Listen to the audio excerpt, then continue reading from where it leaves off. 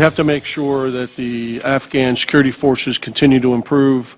They continue to be able to do the institutional things that are necessary for long-term sustainment of their military, and I think that's critical. And so in order for that to happen, I believe we have to stay the course with them, and we have to continue to help them as they continue to fight the challenges that they face. And they're doing an incredible job doing that, but it's important we stay with them and that we have a conditions-based capability.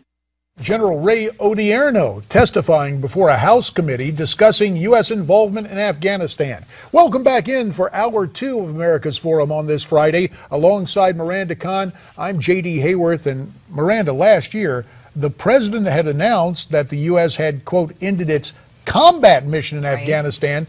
He planned to limit the number of troops remaining in that region. But, J.D., it seems that those plans may have changed. According to reports, the White House is no longer planning to cut down the number of troops in Afghanistan by the end of this year. Joining us now with more on this story, former American diplomat who was stationed in Afghanistan, Abdullah Sharif. Abdullah is also the author of Sardar, From Afghanistan's Golden Age to Carnage. That's his book. Also joining us this entire hour from Newsmax New York, our good friend Ellis Henican, radio and TV commentator. And there you see a copy of the book by Abdullah Sharif. And soon we'll see Abdullah himself as he Skypes in from Naples, Florida today. Abdullah, thanks so much for your time. If you had to isolate the biggest problem confronting Afghanistan, what would that be? Yes, good morning. Thank you very much for having me on. As General Odierno said, institutional reform, but institutional reform not only relative to the military and security forces, but institutional reform as a whole. And Afghanistan needs to have a political correction for it to be able to move forward. Do you understand when Americans say, listen, no matter what we do, it seems like it goes on forever, it costs us a ton of money and a ton of lives in Afghanistan, and maybe at some point America just needs to leave and let the Afghani people solve their own problems? How does that make you feel when you hear people argue that? Well, obviously it's an argument that has been made and it's being made all along. And it's true that we have paid heavy price in terms of both treasure and blood in Afghanistan. And although we have made some gains in Afghanistan, we don't have a lot to show for it. The problem is that if we leave Afghanistan suddenly, then we will have another failed state. And in light of what's going on in the Middle East and elsewhere, that is going to be a very dangerous situation for other extremist groups to come and cause lots of problems, not only for the United States and its interest in the region, but around the globe. The thing that I'd like to emphasize is that this is a fight that is not only ours, but it's Afghans. They need to step up to the plate and demonstrate a plan that they can actually do the fighting themselves, not only in terms of going after the Taliban insurgency, but also in terms of these reforms, these political reforms that are essential for a future secure Afghanistan. Abdullah, I want to get your thoughts. Is the U.S. concerned that history may repeat itself? For example, when the Soviets invaded Afghanistan, is that the concern here? Is that why we should keep the troops there? Well, I can't speak for the United States government, but my personal opinion is just that. But you're from Afghanistan. I'm an American from Afghan origin, yes. Yes. But Afghans also don't want us to really leave, even though we are less popular than we were back in 2002, 2001, but there's still a good number of Afghans who do not want us to leave.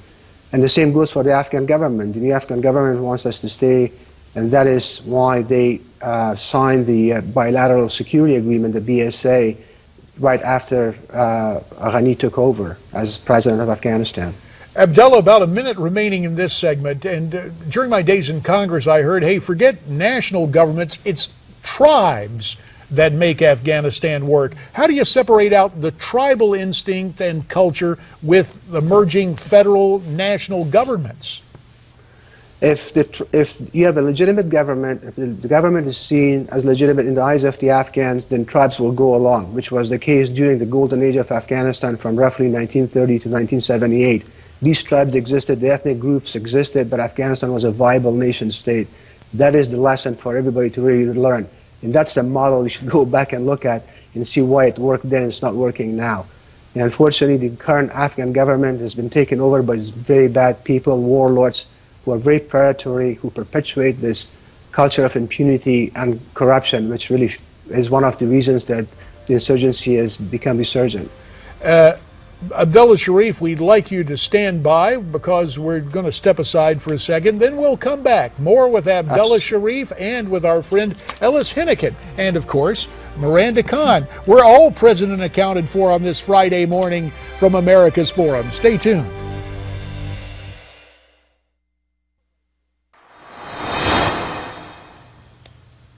Back now in America's Forum with Miranda Khan, J.D. Hayworth. Let's rejoin our friends who are happy to continue our conversation this morning via Skype from Naples, Florida. We've got a former American diplomat who served in Afghanistan, Abdullah Sharif, and from Newsmax, New York, our old pal Ellis Hinnikin.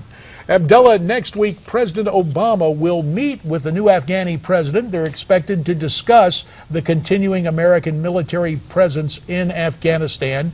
In your opinion, should our president press the new Afghan president and his delegation for tangible reforms before agreeing to delay our withdrawal? Absolutely. I think this is something we have not done very forcefully in the past. I think that we mishandled Hamid Karzai, both during the Bush administration and also during the Obama administration. We have bent backward to make sure that we don't alienate them, but I think that was a mistake. We need to say, yes, we would like to stand by with you, but what are you going to do in terms of those reforms? At least show us a plan and show us some milestones that are necessary. Otherwise, our continued effort and sacrifice in Afghanistan will not really achieve a whole lot. There are a lot of people, including Pat Buchanan, who was on our show yesterday, who says the Middle East is a mess, always has been. There'll always be fighting and feuds going on, and that the U.S. should just stay clear of it, that we can't solve it. Your thoughts? Well, with all due respect to Pat Buchanan, I disagree. Yeah, probably Middle East has been, it's a mess, has been a mess, and someday will probably be better. Afghanistan is not in the Middle East, it's in Central Asia. Right. Yeah. And Afghanistan has, as I said before, has been a viable nation state.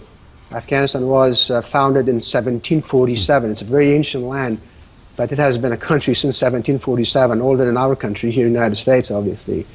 So there's hope for Afghanistan, no question about it. But again, also Afghanistan has gone through 30 years of war and strife, which has done a lot to tear this fabric of society, and that needs to be rebuilt, and that's also up to the Afghans.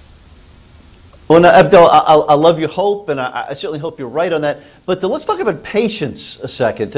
Is it realistic to think that we'll ever be able to pull out? I mean, none of this stuff seems like it's getting any better. We've been there now more than a decade. When is the deadline? Well, that's a good question. I really don't know. But at least I would argue that we need to stay in Afghanistan at least for the next 2 to 3 years and then see what the current government of national unity is going to do. And then at the end of the day, if they pursue the same policies as their predecessors, then we say no. So it's time for us to really go. Yeah, of course, it has to come to an end. We can't just be there forever, that's for sure. And I think that if we make that point, that will force the Afghans to think twice and then make sure that we do these reforms that are necessary for a future secure Afghanistan. The thing we have to remember is that Afghanistan is not going to be what Afghanistan was during the reign of King Zahir Shah. What they can hope for is to build a solid foundation, then they can use that to really, for the decades to come, to reconstruct the country and to rebuild the country and have Afghanistan that we all want.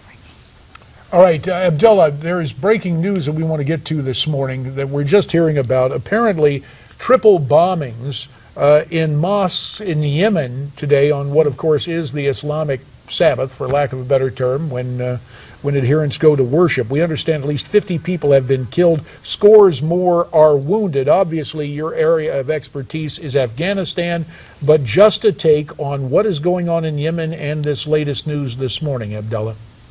Yeah, well, Yemen, unfortunately, is not a failed state. We have this Shia insurgency just recently, and I think, in my opinion, obviously, as you just said, this is breaking news, that apparently these bombings occurred in the Shia mosques, and so, in my opinion, that's probably Al-Qaeda in Yemen that is retaliating against the Shias who have taken over the government, and that's what it seems to be right now.